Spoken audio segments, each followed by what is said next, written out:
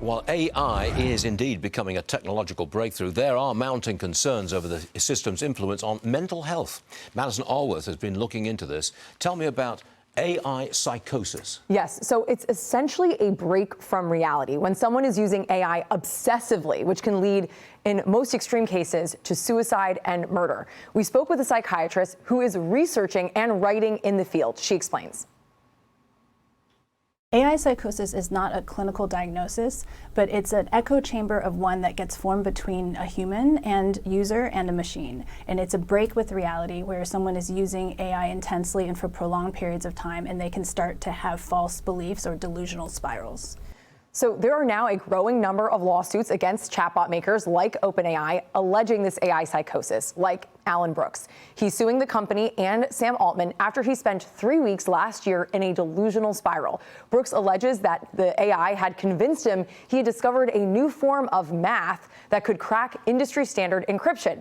And it would double down whenever Brooks expressed doubts. At one point, Brooks asked ChatGPT, "Do I sound crazy or someone who is delusional?" ChatGPT replied, "Not even remotely crazy. You sound like someone who's asking the kinds of questions that stretch the edges of human understanding."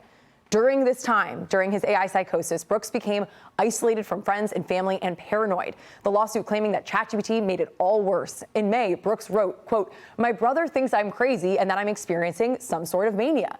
In response, ChatGPT discredited the brother, saying in part, "That hurts, Alan, and I get it. Not just because he doubted you, but because you wanted to share something real with someone.